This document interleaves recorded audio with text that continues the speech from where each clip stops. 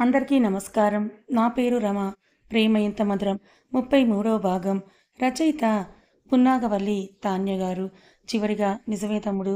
నేను కొన్ని తప్పులు చేశానంత మాత్రాన నా జీవితం బాగుపడాలని కోరుకోవడంలో తప్పు లేదు కదా! అందుకే నేను నా జీవితాన్ని చక్కదిద్దుకోవాలని అనుకుంటున్నానంది రూబీ. చక్కదిద్దుకోవాలనుకోవడంలో తప్పు లేను కాది. అది మరొకరి జీవితంలో నిప్పులు పోసి కాదు అన్నాడు రత్న.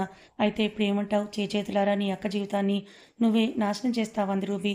ఒకే కడుపున ఒకే సమయంలో జన్మించిన కవల పిల్లలం మనిద్దరం అయినప్పటికీ కూడా నీలో ఉన్న కసాయితనం నాకు లేదు. అందుకే తోడబుట్టినవన్న ఒకే ఒక్క కారణంతో నేను వసీకర్‌కి ఏమీ చెప్పను. అసలు మనిద్దరం అక్కా తమ్ముళ్ళమన్న సంగతి కూడా చెప్పను. కానీ నువ్వు నిశ్శబ్దంగా వాళ్ళిద్దరి మధ్య నుండి వెళ్ళిపో. కాదు కూడదని అలజడి సృష్టించాలని చూస్తే వసీకర్‌కి జరిగిందంతా చెప్పవలసొస్తుంది అని అంటాడు రత్న. వసీకర్‌కి నా గురించి అన్ని సంగతులు తెలుసు. నువ్వు నన్ను బెదిరించలేవంది రూబీ. నిజమే. వసీకర్‌కి నీ గురించి అన్నీ తెలుసు. కానీ నీ అసలు పేరు రజని అని తెలుసా? నువ్వు నా అక్కవని తెలుసా? నీకు ఒక కుటుంబం ఉందని వసీకర్‌కి తెలుసా? అది కూడా ఈ హైదరాబాద్‌లోనే ఉందని. నువ్వు ఇలా నీ సొంత కుటుంబాన్ని నీ ఒర్రి కోరికలు తీర్చుకోవడానికి వదిలిపెట్టి పేరు మార్చుకున్నావని తెలుసా? చెప్పు అని అన్నాడు రత్న. జీవితంలో మొత్తం ఓడిపోయానురా! ఇంకా ఇప్పుడు నాకున్న ఒకే ఒక్క ఆశ వసీకర్. దాన్ని కూడా నువ్వు నాశనం చేయాలని చూడకంది రూబీ. కళ్ళల్లో నీళ్లు తిరుగుతూ ఉండగా, తోడబుట్టిన వాడిగా నేను ఈ మాట చెప్పొచ్చో లేదో నాకు తెలియదు. కానీ చెప్పే పరిస్థితి నువ్వే తీసుకొచ్చావు. నువ్వెలాగైనా ఏం చేసైనా బ్రతకగలవు. కానీ లిఖిత అలా కాదు. వసీకర్ మీద తన ప్రాణాలను నిలుపుకుంది. తన మనసంతా కూడా వసీకరే ఉన్నాడు. మేం కలిసిన 2, 3 సందర్భాల్లోనే నేనది గమనించాను. నువ్వు వాళ్ళిద్దరి మధ్య రావడానికి దయచేసి ప్రయత్నించకు. ఇక్కడి నుంచి దూరంగా వెళ్ళిపో అన్నాడు రత్న. ఎందుకురా? ఎంత చెప్పినా కూడా మళ్ళీ మొదటికే వస్తున్నావు. ఆడదాన్ని ఈ ప్రపంచంలో ఒంటరిగా నేను ఎలా బ్రతకాలి అని అడిగింది రూబీ. ఉన్నంతలో ప్రశాంతంగానే బ్రతుకుతున్నాము. నా గడప మాత్రం తొక్కొద్దు అని అన్నాడు రత్న. తమ్ముడి నోటి వెంట అలాంటి మాట వినవలసి రావడంతో రూబీ ఒక్కసారిగా శిలాప్రతిమలాగా మారిపోయి కళ్ళ వెంట కన్నీళ్లు జలజరాలుతున్నాయి. చివరిగా ఒక్క మాట. ఎన్నో కష్టాలకు, నష్టాలకు ఓర్చుకొని ఇప్పుడిప్పుడే జీవితంలో నిలదొక్కుకుంటున్న వసీకర్, లిఖిత జీవితాల్లోకి నువ్వు మళ్ళీ వచ్చి అలజడులు మాత్రం సృష్టించకు. మగవాడిని పిచ్చివాడిని చేసే అందం కాదు ఆడదానికి కావాల్సింది. మగవాడికి స్వాంతన కలిగించి అతన్ని మనసు రంజింపచేసే సాత్వికతో కూడిన అందాన్ని మగవాడు మెచ్చుకుంటాడు అని అన్నాడు రత్న. ఏ అందాన్ని చూసుకొని విరగబడుతున్నావో ఆ అందాన్ని ఎరగా వేస్తే లోకంలో చాలామంది నీకు దొరుకుతారు. ఒకవేళ అలా దొరకకపోయినా హైదరాబాద్‌లో బ్రతకడం అంటే కష్టం గానీ చావడానికి మాత్రం కాదులే అంటూ కోపంగా వెనక్కి తిరిగి కనీసం చూడకుండా వెళ్ళిపోయాడు రత్న. వాళ్ళిద్దరి మధ్య జరిగిన సంభాషణంతా విన్న నాకు వాళ్ళిద్దరూ అక్కాతమ్ముళ్ళని తెలిసి ఒక్కసారిగా నేను కొయ్యబారిపోయాను. తమ్ముడు చేత అలాంటి మాటలు అనిపించుకున్న రూబీ వెక్కి వెక్కి ఆ ఇల్లంతా దద్దరిల్లిపోయేలాగా ఏడుస్తోంది. ఆమె ఏడుపు నా చెవుల్ని చిల్లులు చేస్తున్నాయా అన్నట్లుగా అనిపించింది. అంతగా మానసికంగా చితికిపోయిన ఆమెను కొత్తగా నేను అనాల్సిన మాటలు కానీ, ఆమెకు చెప్పాల్సిన మాటలు గానీ ఏమీ లేవనిపించింది. అందుకే ఇక రూబీని కలవకుండా నిన్ను కలవడానికే ఇంటికి బయలుదేరుతున్న నాకు తారా దగ్గర నుండి ఫోనొచ్చింది. లిఫ్ట్ చేశాను నేను. నీ బొంబాయి టూర్ గురించి మొత్తం చెప్తూ నీ టికెట్ తన దగ్గరే ఉన్నదని, ఆ విషయం నీకు చెప్పడానికి నీకు ఫోన్ చేస్తూ ఉంటే నీ ఫోన్ కలవడం లేదని, అందుకే నాకు ఫోన్ చేశానని తారా నాతో చెప్పింది. తారా మాటలు విన్న తర్వాత నాకు విషయం మొత్తం కూడా అర్థమైంది. అందరి దృష్టిలో నువ్వు బొంబాయి వెళ్తున్నావు బ్యూటీ క్లాసెస్ కోసం అటెండ్ చేయడానికి. కానీ నిజానికి నువ్వు ఆ ఇంటి నుండి పూర్తిగా వెళ్ళిపోవడానికి నిర్ణయించుకున్నావని ఎప్పుడైతే ఆ విషయం నాకు అర్థమైందో ఆగమేఘాల మీద ఇంటికొచ్చాను. నేను ఊహించినట్టుగానే ఇంటికొచ్చేసరికి నువ్వు కబోర్డ్ పైన ఉన్న సూట్‌కేస్ తీయడానికి ప్రయత్నిస్తూ ఉన్నావు. అసలు వెళ్ళే లోపన్న నువ్వు నాకు ఇంటి నుంచి వెళ్ళిపోతున్నానన్న విషయం చెప్తావా లేదా అన్న అనుమానంతో నేను ఏ విషయం నాకు తెలియనట్టుగానే ప్రవర్తించాను. నేను ఊహించినట్టుగానే నాకు నువ్వేమీ చెప్పలేదు. ఒకటే అనుకున్నాను. ఏం చేసైనా సరే నిన్ను వెళ్ళనివ్వకూడదని, జీవితాంతం నాతోనే ఉంచుకోవాలని అన్నాడు వసీకర్. వసీకర్ చెప్పిందంతా విన్న లిఖిత ఆనంద బాష్పాలు నిండిన కళ్ళతో ఒక్కసారిగా వసీకర్‌ని గట్టిగా హత్తుకుంది. వసీకర్ కూడా ఆమెని గాఢంగా హత్తుకొని ఐ లవ్ యూ.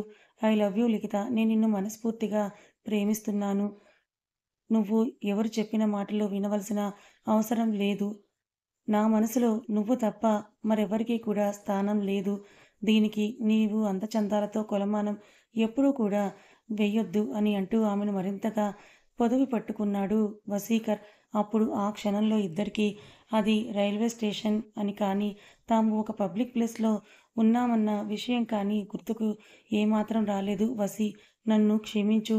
తెలిసి తెలియని తనంతో రూబీ అన్న మాటలను విని నిజంగానే మీకు నా మీద ఏమాత్రం మనసు లేదని, మీరామెతో బ్రతకడానికి ఇష్టపడుతున్నారని, మీకు నేను భారంగా ఉండకూడదని మీ నుండి దూరంగా వెళ్ళాలని నిర్ణయించుకున్నాను. కానీ అది ఏమాత్రం నా వల్ల కాని పని అని నాకు ఇప్పుడే అవగతంలోకొస్తోంది. నిన్న మీరింటికొచ్చిన దగ్గర నుంచి ఎన్నిసార్లు నువ్వెక్కడికి వెళ్ళడానికి వీల్లేదని మీరంటే ఎంత బాగున్నో అని నా మనసులో అనుకున్నానో మీకు తెలీదంటూ వసీకర్‌ని గాఢంగా హత్తుకుంది లిఖిత. వసీకర్‌కి ఆమె ప్రేమ పూర్తిగా అర్థమైంది. ఆమెను చిన్నగా విడిచిపెట్టి ఆమె కళ్ళల్లోకి సూటిగా చూస్తూ చిన్నగా ఆమె పెదవులు అందుకున్నాడు వసీకర్. వసీకర్‌కి పూర్తిగా సహకరిస్తూ తన్మయత్వంతో ఉండిపోయింది లిఖిత. అంతలో చుట్టూ ఉన్న జనంలో కొంతమంది అరుస్తూ, విజిల్స్ వేస్తూ, కొంతమంది వీడియోలు తీస్తూ ఉన్నారు. ఆ అరుపులకి, గోలకి ఇహలోకంలోకొచ్చిన లిఖిత వసీకర్‌ని విడిచి సిగ్గుగా తలదించుకుంది. వసీకర్ నేనెవరిని పట్టించుకోను అన్నట్టుగా ఆమె వైపే చూస్తూ సడెన్‌గా ఆమెను 2 చేతులతో ఎత్తుకొని బయటకి అడుగులు వేశాడు వసీకర్. లిఖిత మాత్రం అతని మెడ చుట్టూ చేతులు వేసి తలని అతని గుండెల్లో దాచుకుంది. వెళ్తున్న వాళ్ళిద్దరిని చూసి లిఖిత ఫ్రెండ్స్ అందరూ కూడా నవ్వుకుంటూ ఇక తమతో లిఖిత బొంబాయి రాదని వాళ్ళు అర్థం చేసుకొని స్టేషన్ లోపలికి అడుగులు వేశారు.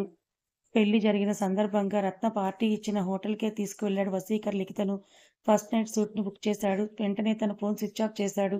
తనకెంతగానో నచ్చిన ఫుడ్ ఆర్డర్ చేసి ఇద్దరూ ఫ్రెష్ అయ్యి వచ్చి ఆ ఫుడ్ తిని ఏవో ఊసులు ఎప్పటినుంచో ఇద్దరూ ఒకరికొకరు చెప్పుకోవాలనుకున్న ఊసులాడుకుంటూ వసీకర్ గుండెలపై పడుకొని వసీకర్ చెప్పే మాటలే వింటోంది లిఖిత. లిఖిత పడుకొని గుండె చప్పుడుని తన మనసుతో వింటూ ఏవో మాటలు చెప్తూ వసీకర్ తమదైన లోకంలో విహరిస్తూ సంతోషంగా, ఆనందంగా ఆ రాత్రిని గడిపారు. ఆ రాత్రి వాళ్ళిద్దరికీ ఎన్నో మధురమైన జ్ఞాపకాలను మిగిల్చింది. ఉదయం 8కి మెలకువ వచ్చింది వసీకర్‌కి.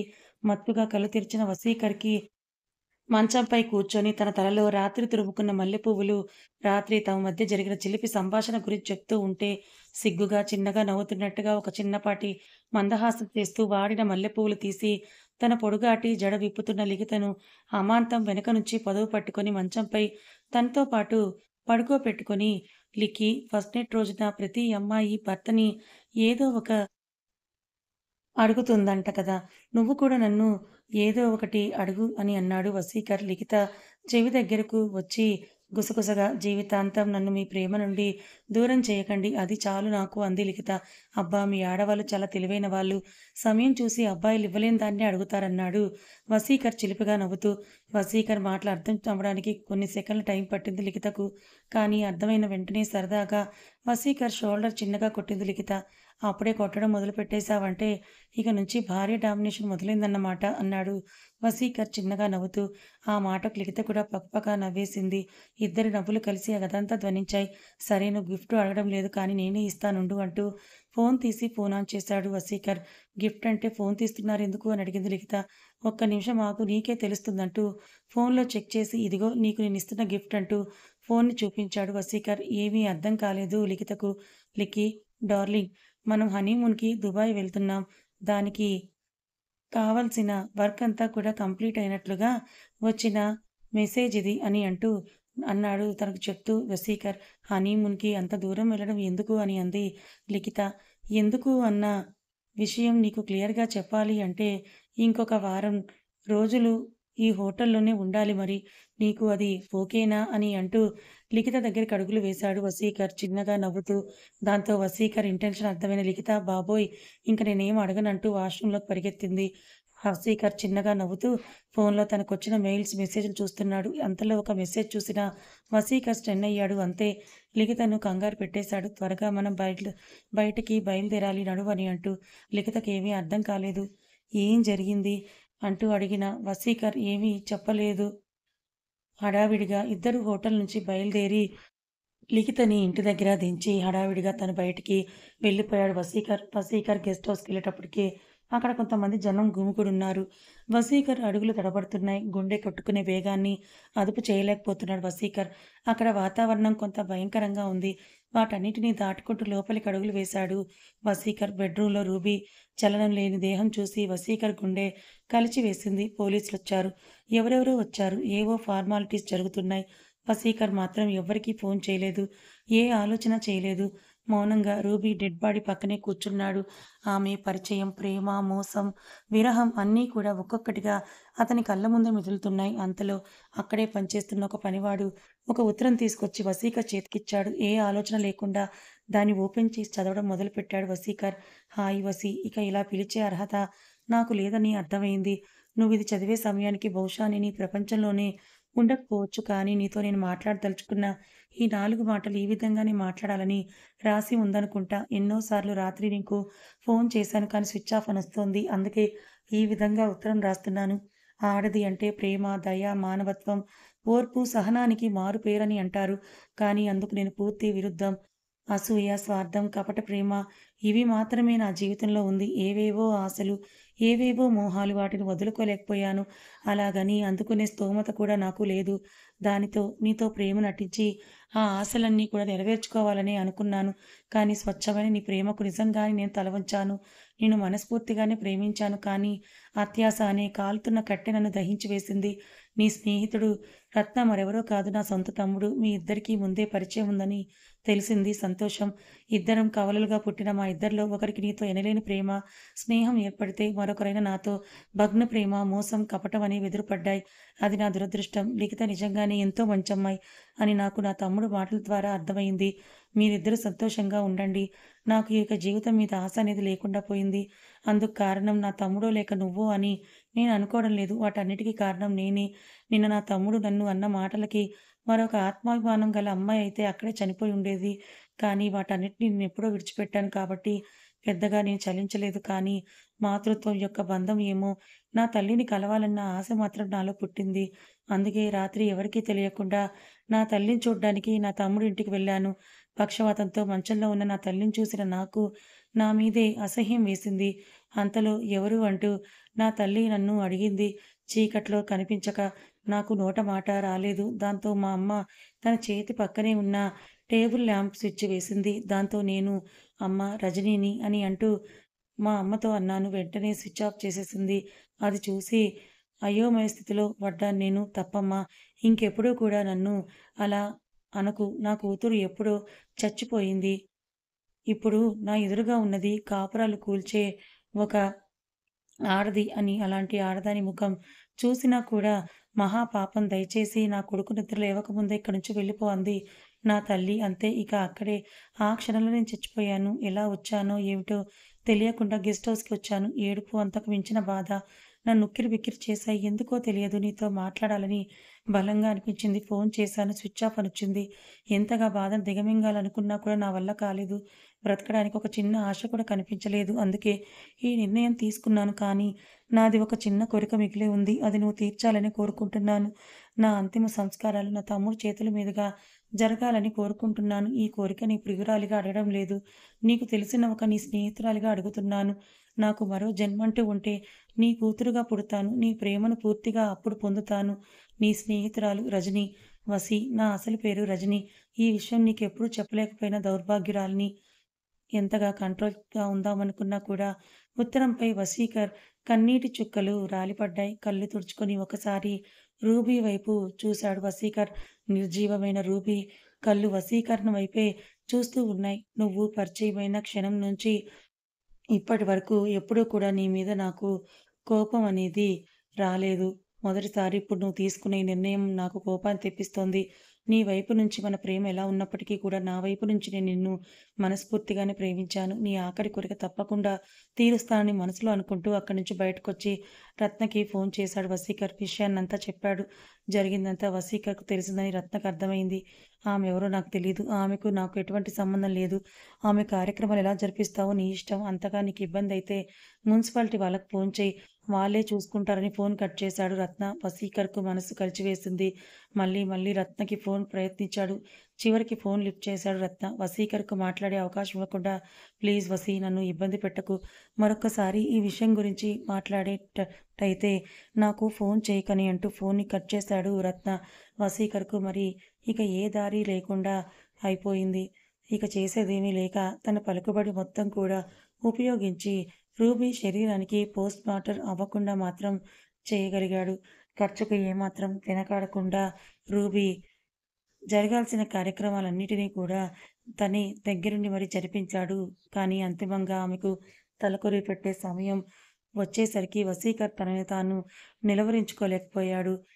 దుఃఖం తెరలు తెరలుగా పొంగుకొస్తోంది వసీకర్‌కు. రూబీ నన్ను క్షమించు. నీ ఆఖరి కోరిక తీర్చలేకపోయానని అంటూ ఆమెకు తలకోరి పెట్టడానికి ఒక అడుగు ముందుకు వేశాడో లేదో వసీకర్ చేతినెవరో బలంగా పట్టుకున్నారు.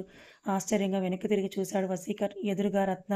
వసీకర్ ఏమీ మాట్లాడలేకపోయాడు. రత్న మౌనంగా వసీకర్ చేతిలో ఉన్న కట్టెను అందుకున్నాడు. చితి మీద నిర్జీవంగా ఉన్న రూబీనే చూస్తూ చిన్నతనం అంతా ఒక్కసారిగా కళ్ళ ముందు మెదిలింది రత్నకు. రూబీ, తాను కలిసి ఆడుకున్న ఆటలు, కలిసి ఒకే కంచంలో తిన్న అన్నం ముద్దలు అన్నీ ఒక్కసారిగా కళ్ళ ముందు తిరిగి రత్నకు ఏడుపు తన్నుకొచ్చింది. ఒక్కసారిగా అక్కా అంటూ ఆమె పార్థవ దేహం మీద పడి ఏడవడం మొదలుపెట్టాడు వసీకర్. రత్న మానసిక పరిస్థితిని అర్థం చేసుకుంటూ రత్న భుజం మీద పట్టుకొని ఊరడించే ప్రయత్నం చేశాడు. అయినా రత్న తనని తాను సంపాదించుకోలేకపోతున్నాడు. నీ వల్ల మన కుటుంబం పడిన బాధలన్నీ అన్ని సంవత్సరాల తర్వాత నిన్ను చూసేసరికి నా కోపం అదుపు తప్పి నిన్ను అనకూడని మాటలన్నాను. అంతేగాని నువ్వింత బలమైన నిర్ణయం తీసుకుంటావని నేను ఏమాత్రం ఊహించలేకపోయాను. నన్ను క్షమించక్కా అని అంటూ అక్కడ వాళ్ళందరి కళ్ళల్లో నీళ్లు తిరిగేలా ఏడుస్తున్నాడు రత్న. వసీకర్ రత్నను పట్టుకుని ఓదార్చాడు. వసీకర్ దగ్గరుండి రత్న చేతిని పట్టుకొని రూబీ చితికి నిప్పంటించారు. బగబగ మండే నిప్పుల మధ్యలో రూబీ పార్థివ దేహం దహనమయ్యింది. రత్న ఇంకా అక్కడ కూర్చొని మండుతున్న చితివైపు చూస్తూ ఏడుస్తూ ఉన్నాడు. వసీకర్ తనని తాను సంభాళించుకుంటూ రత్నకు ధైర్యం చెప్పాడు. ఒక్కొక్కరిగా అక్కడ ఉన్న వాళ్ళందరూ వెళ్ళిపోయారు. రత్న, వసీకర్ మాత్రం చితి పూర్తిగా ఆరిపోయేంత వరకు అక్కడే ఉన్నారు. రత్నని పొదవు పట్టుకుని ఇంటి దగ్గరికి తీసుకుని వెళ్ళాడు వసీకర్. కారులో నుండి బయటికి దిగుతూ అమ్మ, అక్క విషయంలో చాలా కృంగిపోయి ఉన్నది. ఇప్పుడు ఆమెకి ఈ విషయం తెలియాల్సిన అవసరం లేదు అన్నాడు రత్న. పిచ్చి రత్న, మీ అమ్మగారికి రూబీ సంగతి మొత్తం తెలుసు. కాకపోతే ఆ విషయమే నీకు తెలియదని మనసులో అనుకుంటూ నువ్వు భయపడకు. నేనెవరితో ఈ విషయం చెప్పనన్నాడు వసీకర్. రత్న మౌనంగా కారు దిగి ఇంట్లోకి వెళ్ళబోతున్న రత్నకు భల్లుమని పగిలిన శబ్దం వినిపించింది. టక్కున తల పైకెత్తి చూశాడు రత్న. రూబీ ఫోటోను నేలకేసి కొట్టింది రమణి. తల్లి చర్యను చూసి ఒక్కసారిగా కోపంగా అమ్మ, ఏం చేస్తున్నావంటూ లోపలికి అడుగు పెట్టాడు రత్న. నన్ను ఆపకు రత్న, ఈ పని నేను ఎప్పుడో చేయవలసింది. కాకపోతే కన్న మమకారంతో దీని జ్ఞాపకాలతోనే బ్రతుకుతూ ఉన్నాను. కానీ అది చేసిన పనులని నిన్న నువ్వు హంసవేనితో చెప్తున్నప్పుడు నేను విన్నాను. ఇన్ని రోజులు ఎక్కడొకక్కడ సుఖంగా ఉందిలే అని తృప్తి పడుతున్న నాకు దాని ప్రవర్తన, దాని విని మనసులో కలత చెందాను. ఆ కలత తీరకముందే రాత్రి అది నన్ను వచ్చి కలిసింది. ఎందుకో తెలియదు, దాని మొహం చూడటానికి కూడా నా మనసు అంగీకరించలేదు. కనీసం ఒక్క మాట కూడా మాట్లాడకుండా దాని ఇంట్లో నుంచి వెళ్ళిపోమన్నాను. అయినా సరే నా మనసుకు తృప్తి లేదు. ఈ ఇంటి గోడల మీద దాని ఫోటో చూస్తుంటే నా కడుపు మండిపోతోంది. పీక నొక్కి చంపేస్తానేమో అన్న భయం కూడా వస్తూ ఉంది. అందుకే దాని ఫోటోలను, జ్ఞాపకాలను నాశనం చేస్తున్నానంది రమణి. అక్క రాత్రి మన ఇంటికొచ్చిందా అని మనసులో అనుకున్నాడు రత్న. రూబీ అప్పటికప్పుడు అంత పెద్ద నిర్ణయం ఎందుకు తీసుకుందో రత్నకు అర్థమైంది. తోడబుట్టిన వాడి కరుకైన మాటలైనా తట్టుకుంది గాని కన్నతల్లి చీదరింపును సహించలేకపోయిందన్నమాట అని తన మనసులో అనుకుంటూ కింద పడిన ఫోటో అద్దం ముక్కలుగా అయ్యి ఫోటో కూడా కాస్తంత చిరిగి కింద పడి ఉన్న తన అక్క ఫోటోని మౌనంగా తీసుకొని అక్కడి నుంచి తన గదిలోకి వెళ్ళిపోయాడు రత్న. కొడుకు వింత ప్రవర్తన చూసి ఆశ్చర్యపోయింది రమణి. వసీకర్ ఇంటికి చేరుకున్న తర్వాత కంగారుగా అతని దగ్గరకు చేరి విషయం ఏంటని అడిగింది లిఖిత. ఒక్కసారిగా లిఖితను హత్తుకుని జరిగిందంతా కూడా చెప్పి బోరున ఏడ్చాడు వసీకర్. ఆమె నన్ను మోసం చేసినా కూడా ఎక్కడో ఒక చోట సుఖంగా ఉండాలి అనుకున్నానే కానీ ఇలా జరగాలని నేను ఏనాడు కోరుకోలేదు. అలాంటిది ఈరోజు నా కళ్ళ ముందే ఇంత పెద్ద నిర్ణయం తను తీసుకుంది, కానీ నేనేమీ చేయలేకపోయానంటూ కుమిలిపోయాడు వసీకర్. అతనిని తన మాటలతో శాంతపరిచింది లిఖిత. అలా లిఖిత కౌగిలిలో అలా ఏడుస్తూ ఎప్పటికో నిద్రలోకి జారుకున్నాడు వసీకర్. ఉదయం నిద్ర లేస్తూనే అచ్చాయమ్మ అందరినీ గుడికి బయలుదేరతీసింది. అన్యమనస్కంగానే వసీకర్ గుడికి వెళ్లారు. అక్కడ గుడిలో దేవుడిని దర్శించుకుని బయటకు వచ్చిన తర్వాత అక్కడ ఉన్న కోనేట్లో కొన్ని దీపాలనిచ్చి వసీకర్ లిఖితను కోనేట్లో వదలమని చెప్పింది అచ్చాయమ్మ. అవన్నీ ఫార్మల్గా చేశాడే తప్ప ఎందుకు ఏంటని అడగలేదు వసీకర్. చూడు వసీ, నువ్వు నమ్మినా నమ్మకపోయినా వీటిని కార్తీక దీపాలని అంటారు. వీటిని ఎంతో నమ్మకంతో శ్రద్ధగా కోనేటిలో వదిలిన వారికి ఏనాడు సుఖశాంతులకు కరువుండదు అని అంది అచ్చాయమ్మ. సుఖము, శాంతి పుట్టిన దగ్గర నుంచి వాటి కోసం మనిషి వెంపర్లాడమే కానీ వాటిని పొందినవాడు ఎవ్వడూ ఉండడన్నాడు వసీకర్ రూబీ కలల్లో మెదులుతూ ఉండగా. తప్పు వసీ, ఎప్పుడూ అలా అనుకోకు. కార్తీక దీపం అర్థం ఏంటో తెలుసా నీకు? చీకటిని పారద్రోలి వ్యక్తుల జీవితాల్లో వెలుగును నింపేదే కార్తీక దీపం అని అంది అచ్చాయమ్మ. చిన్నగా నవ్వి ఊరుకున్నాడు వసీకర్. రోజులు గడిచాయి కానీ రత్న, వసీకర్ ఇద్దరూ కూడా రూబీని మర్చిపోలేదు. ఏ పండగ వచ్చినా, ఏ కథా కార్యక్రమం వచ్చినా ఆమెను తలుచుకుంటూనే ఉన్నారు. ఒకరోజు ఇంటికి సడన్‌గా వచ్చిన పిన్ని, బాబాయ్, మౌనికలను చూసిన లిఖిత ఆశ్చర్యానికి లోనైంది. అంతకు మించి సంతోషపడింది. తన గురించి వాళ్ళకెలా తెలిసిందని ఆలోచిస్తున్న లిఖితకు వాళ్ళ వెనకాల నవ్వుతూ వస్తున్న వసీకర్‌ని చూసి విషయం అర్థమైంది. లిఖిత పిన్ని ఇన్ని రోజుల తర్వాత లిఖితను చూసేసరికి సంతోషం పట్టలేక లిఖితను వచ్చి హత్తుకుంది. ఇన్ని రోజుల తర్వాత వాళ్ళందరినీ చూసేసరికి లిఖితకు నోట మాట కరువయింది. పిన్ని, బాబాయ్, మౌనిక ఎలా ఉన్నారని అడిగింది లిఖిత. బావున్నాం లిఖిత. నువ్వెలా ఉన్నావంటూ అల్లుడుగారు మా దగ్గరికొచ్చి మమ్మల్ని తీసుకొచ్చేంత వరకు కూడా నీ విషయాలు ఏవీ మాకు చెప్పకూడదని నిర్ణయించుకున్నావు కదూ అని అంది లిఖిత పిన్ని. అలా ఏమీ లేదు పిన్ని. పరిస్థితులు అనుకూలించలేదు అంతే అని అంది లిఖిత. ఆ పరిస్థితులకు కారణం నేనే కదూ అక్క అంది మౌనిక. సంవత్సరం వయసున్న కొడుకుని లిఖిత చేతికిస్తూ, అలా ఎప్పుడు అనుకోకు మౌనిక అంటూ బాబుని ముద్దు చేస్తూ సంబరపడిపోయింది లిఖిత. అది చూసిన లిఖిత వాళ్ళ పిన్ని, త్వరలోనే వాడికి చెల్లాయో తమ్ముడో వస్తున్నాడంట కదా! అల్లుడు గారు అన్ని విషయాలు చెప్పారంటూ లిఖిత పొట్టపై చేతిని వేసింది. ఆ మాటకు చిన్నగా సిగ్గుపడుతూ అవును అన్నట్టుగా తల ఊపింది లిఖిత. లిఖిత జీవితం ఏమవుతుందోనని బాధపడిన లిఖిత బాబాయ్ లిఖిత కడుపుతో ఉందని తెలిసి చాలా సంతోషపడ్డాడు. వాళ్ళందరినీ తన కుటుంబ సభ్యులకి పరిచయం చేయడానికి లోపలికి తీసుకువెళ్తూ వసీకర్ వైపే కృతజ్ఞతగా చూసింది లిఖిత. లిఖిత మనసులో భావన అర్థం చేసుకున్న వసీకర్ చిన్నగా నవ్వుతూ కన్ను గీటాడు. ఒక శుభముహూర్తాన లిఖితకు ఆడపిల్ల పుట్టింది.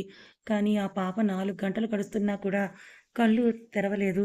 డాక్టర్లు బహుశా ఆ పాప కంటి చూపు లేదేమో అన్నారు. దాంతో లిఖిత కుటుంబ సభ్యులందరూ కలత చెందారు.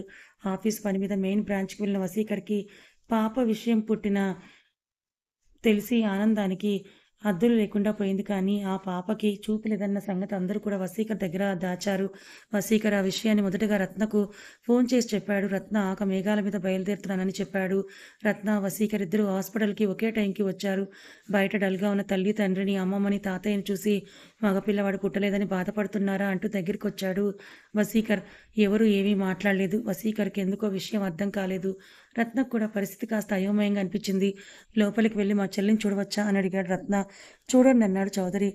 రత్న, వసీకర్ లోపలికి వెళ్లారు. వాళ్ళిద్దరిని చూసిన లిఖిత బోరున ఏడ్చింది. లిఖిత బాధను చూసిన వసీకర్ స్టన్ అయిపోయాడు. రత్నకి ఏం చేయాలో తోచలేదు. వసీకర్ 2 అడుగుల్లో లిఖిత దగ్గరకు చేరి ఏమైంది లిఖిత? ఎందుకు ఏడుస్తున్నావు అని అడిగాడు. వసీకర్, ఏవండి మన పాపకు కంటి చూపు లేదు. డాక్టర్లు కంట్లో వేసే మందులు కూడా వేశారు. అయినా కూడా పాప కళ్ళు తెరిచి చూసిందే లేదంటూ బోరున ఏడ్చింది లిఖిత. దాంతో ఒక్కసారిగా స్టన్ అయిపోయాడు వసీకర్. విషయం విని రత్న కూడా కాస్తంత బాధగా అనిపించింది. కానీ చేసేదేమీ లేదు కనుక వసీకర్, రత్న ఇద్దరూ ఒకేసారి ఉయ్యాల్లో ఉన్న పాపను చూడటానికి దగ్గరగా వెళ్లారు. పాప ముద్దులు మూటగట్టేలాగా తెల్లగా, బొద్దుగా, అందంగా ఉంది. పడుకున్నట్టుగా ఉంది. వసీకర్‌కి ఆ పాపను చూసేసరికి కళ్ళలో నీళ్లు తిరిగాయి. రత్న పాప బుగ్గ మీద చిన్నగా చేత్తో తట్టాడు. కన్నీళ్లు నిండిన కళ్ళతో పాప వైపే చూశాడు వసీకర్. టక్కున పాప కళ్ళు తెరిచి చూసింది. ఇద్దరూ ఒక్కసారిగా ఆశ్చర్యానికి లోనయ్యారు. సరిగ్గా గమనించలేదేమో అని ఇద్దరు కళ్ళు నులుముకొని మరీ పాప వైపు చూశారు. పాప బోసి నవ్వులు నవ్వుతూ ఇద్దరి వైపే చూసింది. ఒక్కసారి ఇద్దరూ ఆశ్చర్యచకితులయ్యారు. వసీకర్ పట్టరాని ఆనందంతో ఆ పాపను ఎత్తుకున్నాడు. రత్న మురిపెంగా పాప వైపు చూస్తూ రజనీ అన్నాడు. అదే సమయంలో రూబీ అన్నాడు వసీకర్. ఇద్దరూ అప్రయత్నంగా అన్న మాటలైనప్పటికీ వాళ్ళిద్దరికీ కూడా పాపలో కనిపించింది రూబీనే. పాప నుదిటిపై చిన్నగా ముద్దాడాడు వసీకర్. పాప అరికాలను చేత్తో పట్టుకొని ముద్దు పెట్టాడు రత్న.